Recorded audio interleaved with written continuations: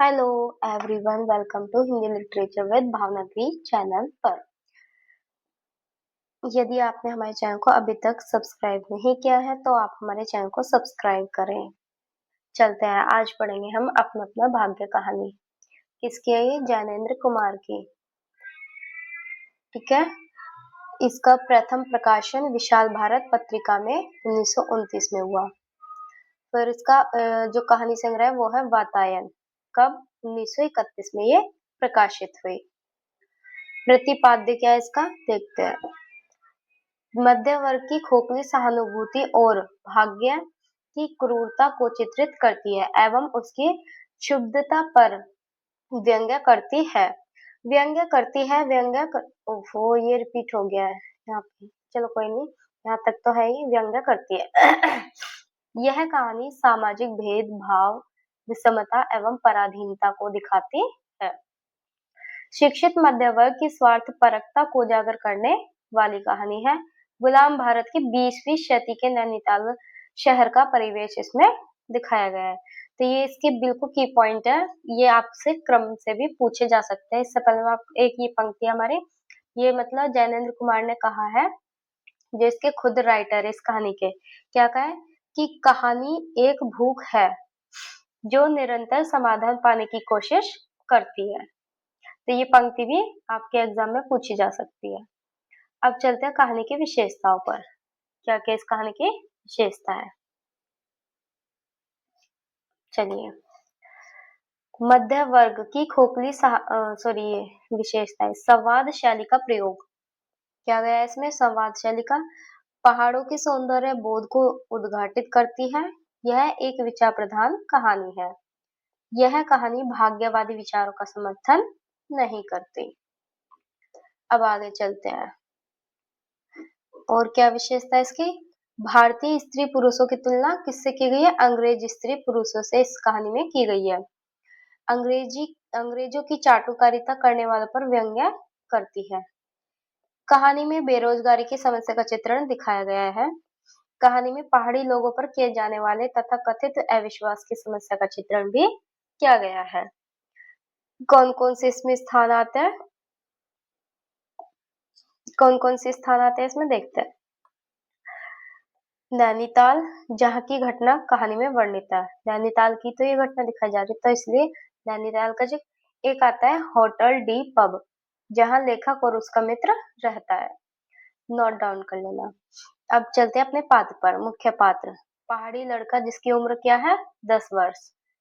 एक आप एक पेज, जैसे A4 साइज का पेपर होता है, या अगर आप कॉपी में नोट डाउन करते हैं तो कॉपी में करें। अगर आप A4 साइज के जो पेपर होते हैं उन पे नोट डाउन कर रहे हैं तो आप जितने भी पात्र आएंगे हमारी कहानी में, उन पात्रों में जिस जिसकी उम्र बताई जाएगी उन्हें एक साथ नोट डाउन करते चले, कर लेना।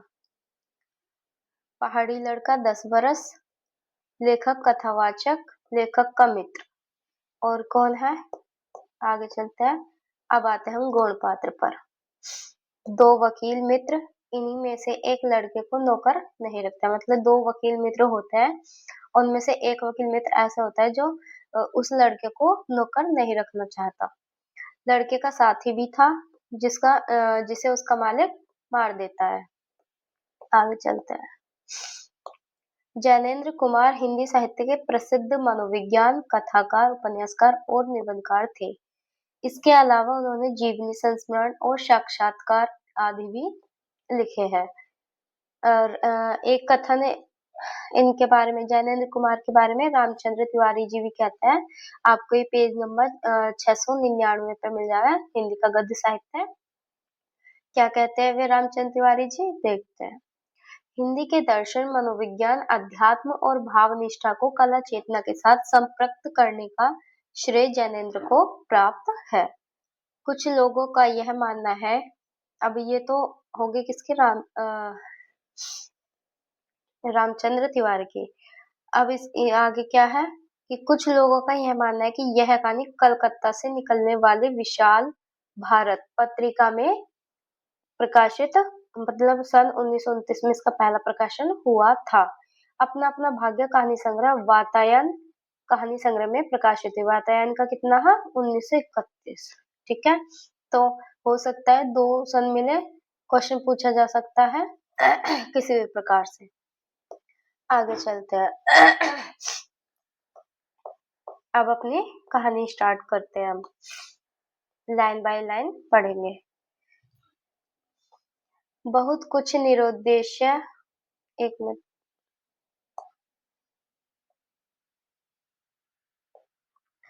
बहुत कुछ निरुद्देश्य घूम चुकने पर हम सड़क के किनारे की एक बेंच पर बैठ गए। नैनीताल की संध्या धीरे धीरे उतर रही थी। स्टार्टिंग की ये पंक्ति नोट डाउन कर लेना, क्रम वाले क्वेश्चन में पूछ ली जाती है। पीछे हमारे धीरे धीरे उतर रही थी। रुई के रेशे से भाप से बादल हमारे सिरों को छू छूकर बेरोक टोक घूम रहे थे।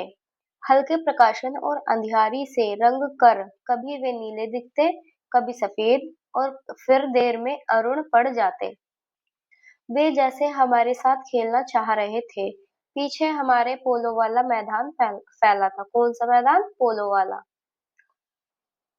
सामने अंग्रेजों का एक प्रमोद गृह था, जहां सुहावना रसीला बाजा बज रहा था, और पार्श्व में था वही सुरम्य अनुपम नैनीताल।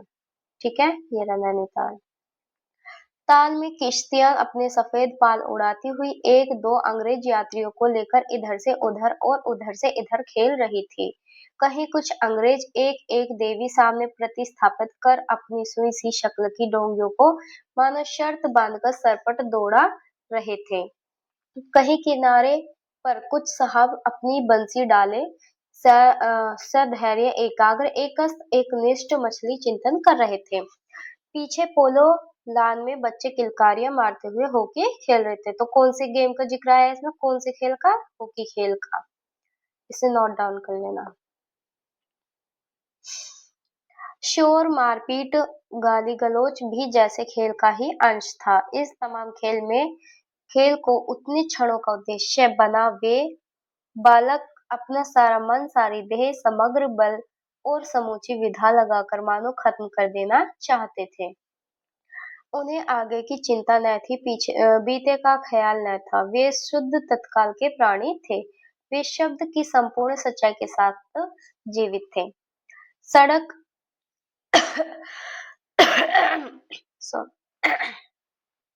सॉरी सड़क पर से नर नारियों का अविरल प्रवाह आ रहा था और जा रहा था। उसका न ओर था न छोर। यह प्रवाह कहाँ जा रहा था और कहाँ से आ रहा था, कौन बता सकता है?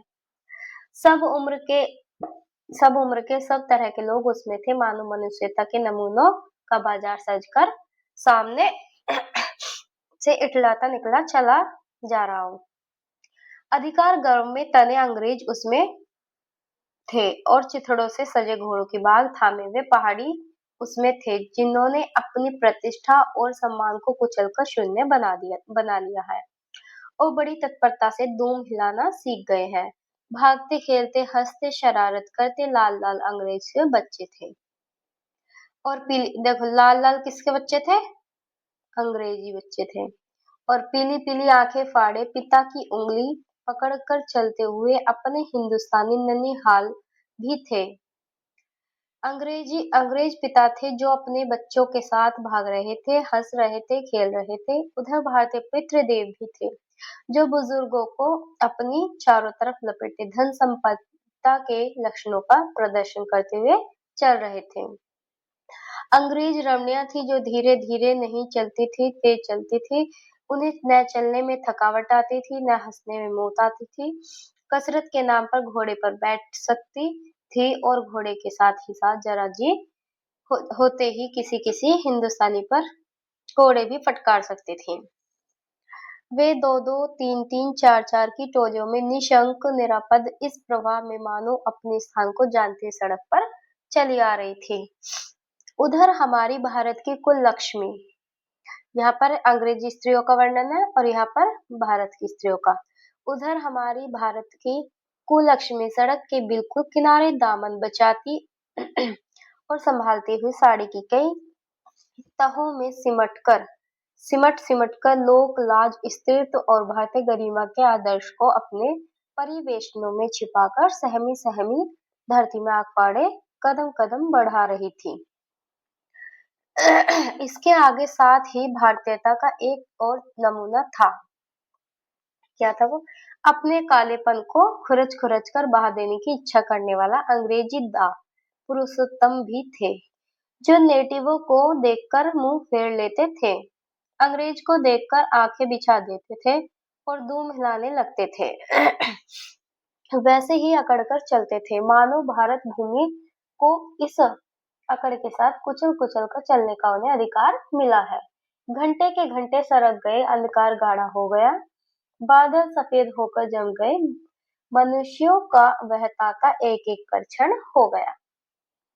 अब इक्का दुक्का आदमी सड़क पर छतरी लगाकर निकल रहा था, हम वहीं के वहीं बैठे थे। सर्दी सी मालूम हुई, हमारे ओवरकोट भीग गए थे, पीछे फिरकर देखा, यह लाल बर्फ की चादर की तरह बिल्कुल स्तब्ध और सुन्न पड़ा था। सब सन्नाटा था, तल्ली लाल की बिजली की रोशनियां दीप मलिका सी मगा रही थी। वह जगमगाहट 2 मील तक फैले हुए प्रकृति के जल दर्पण पर प्रतिबिंबित हो रही थी। कितने मील? 2 मील। जैसे आजकल क्वेश्चन पूछे जा रहे हैं उस हिसाब से देखा जाए तो हर एक चीज को नोट डाउन करना बहुत जरूरी है। 2 मील। तो वह जग प्रतिबिंबों को 100 गुना 1000 गुना करके उनके प्रकाश को मानो एकत्र और पूंजीभूत करके व्याप्त कर रहा था। पहाड़ों के सिर पर की रोशनाइयां तारों सी जान पड़ती थी। हमारे देखते देखते एक घने पर्दे ने आकर इन सब को ढक दिया। रोशनियां मानो मर गई, जगमगाहट लुप्त हो गई। वे काले काले भूत से पहाड़ भी इस सफेद पर्दे पीछे छिप गए। पास की वस्तु भी न दिखने लगी, मानो यह घनीभूत प्रलय था। सब कुछ इस घनी गहरी सफेदी में दब गया। एक शुभ्र महासागर ने फैलकर संस्कृति के सारे अस्तित्व को डुबो दिया। ऊपर नीचे चारों तरफ में निर्भेद सफेद शून्यता ही फैली हुई थी।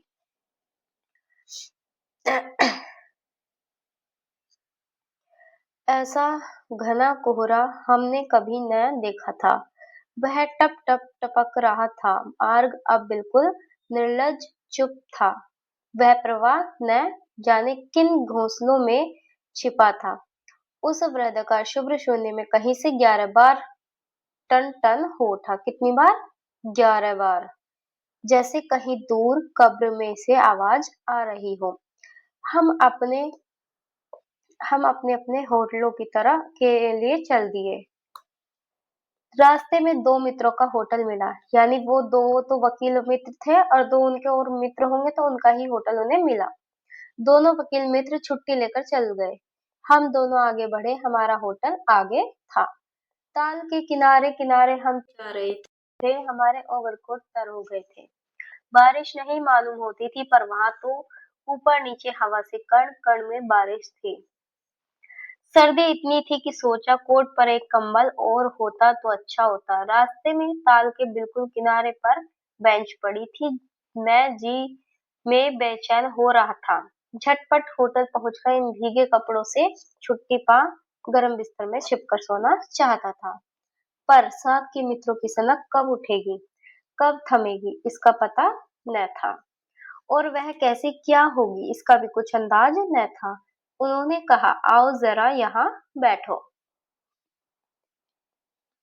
हम उस चूते कोहरे में रात के ठीक 1 बजे तालाब के किनारे उस भीगी बर्फ सी ठंडी हो रही लोहे की बेंच पर बैठ गए।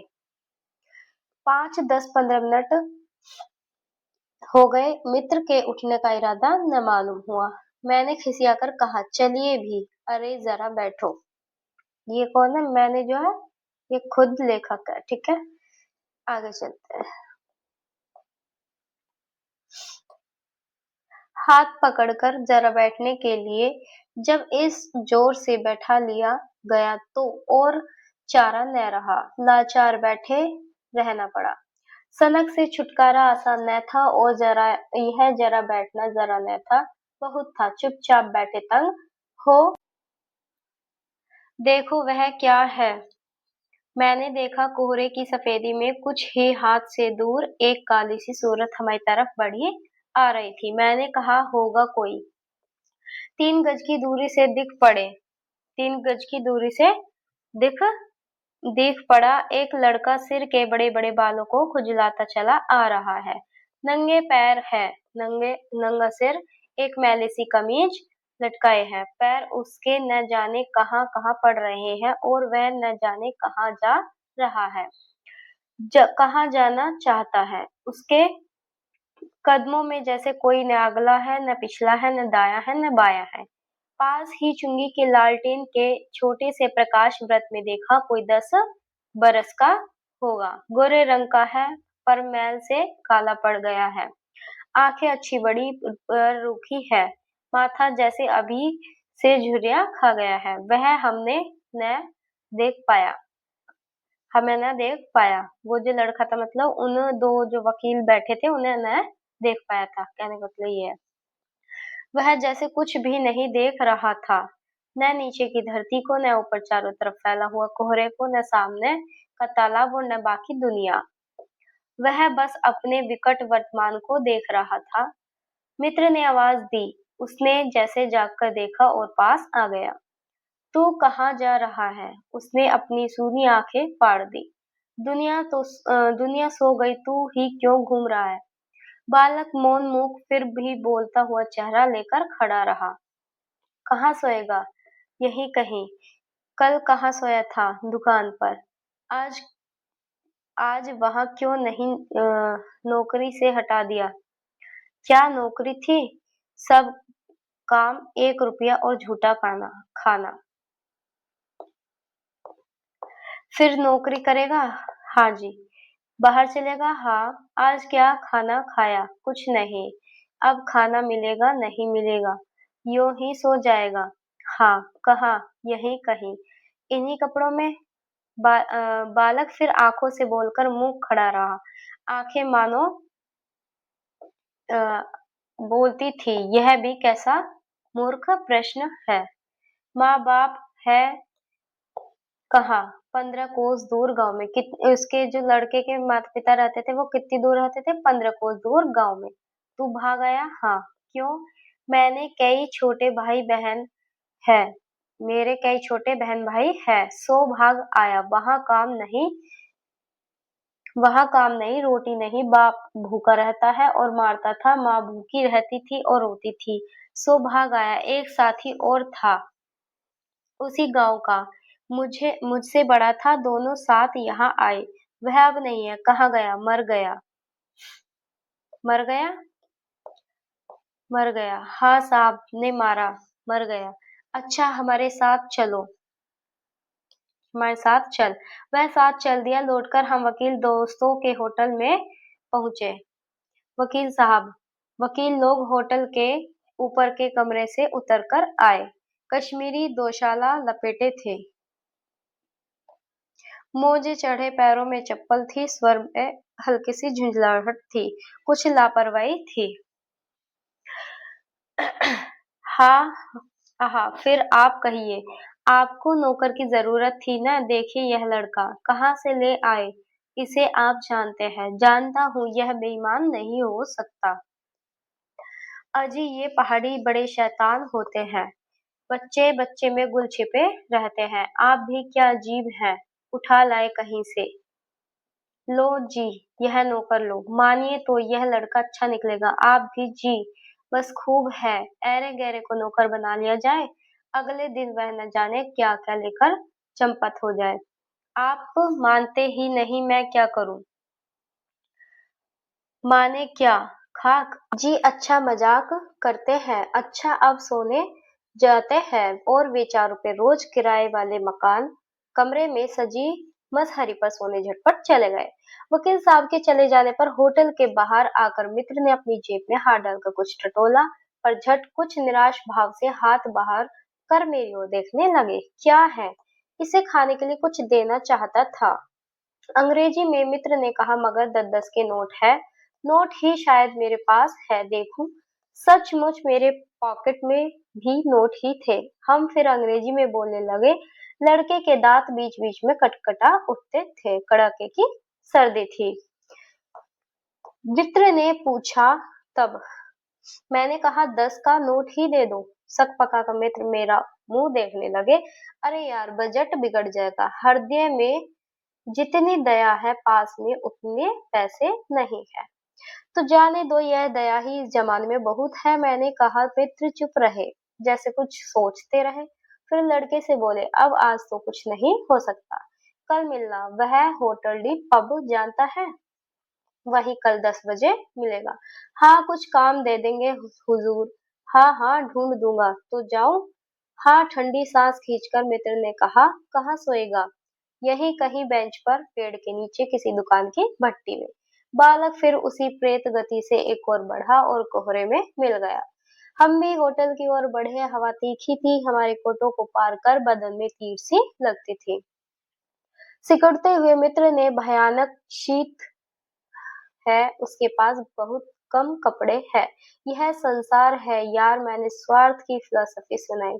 चलो पहले बिस्तर में गर्म हो लो फिर किसी और की चिंता करना। उदास होकर मित्र ने कहा स्वार्थ कहो जो कहो लाचारी कहो निष्ठुरता कहो या बेहाई। दूसरे दिन नैनीताल स्वर्ग के किसी काले गुलाम पशु के दुलारे का वह बेटा वह बालक निश्चित समय पर हमारे होटल डी पब में नहीं आया। हम अपनी नैनीताल की सैर खुशी खुशी खत्म कर चलने को हुए। उस लड़के की आस लगाते बैठे रहने की जरूरत हमने न समझी। मोटर में सवार होते ही थे कि यह समाचार मिला कि पिछली रात एक पहाड़ी बालक सड़क के किनारे पेड़ के नीचे ठिठुर कर मर गया। मरने के लिए उसे वही जगह वही 10 बरस की उम्र वही काले चिथड़ों की कमीज मिली। आदमियों की दुनिया ने बस यही उपहार उसके पास छोड़ा था। पर बताने वालों ने बताया कि गरीब के मुंह पर छाती मुट्ठी और पैरों पर बर्फ की हल्की सी चादर चिपक गई थी। मानो दुनिया की बेहयाई ढकने के लिए प्रकृति ने शव के लिए सफेद और ठंडे कफन का प्रबंध कर दिया था। सब सुना और सोचा और अपना अपना भाग गया। अब ये हमारी कहानी यहाँ पर समाप्त होती है। तो यदि आपने अभी तक हमारे चैनल को सब्सक्राइब नहीं करा है तो आप हमारे चैनल को सब्सक्राइब करें। सभी क्लास की पीडीएफ लेने के लिए आप हमारे टेलीग्राम चैनल को ज्वाइन करें। और आपसे मैं बता दूं अगर आपका कोई डाउट हो तो आप हमें टेलीग्राम पर मैसेज करें और अपने डाउट को दूर करें।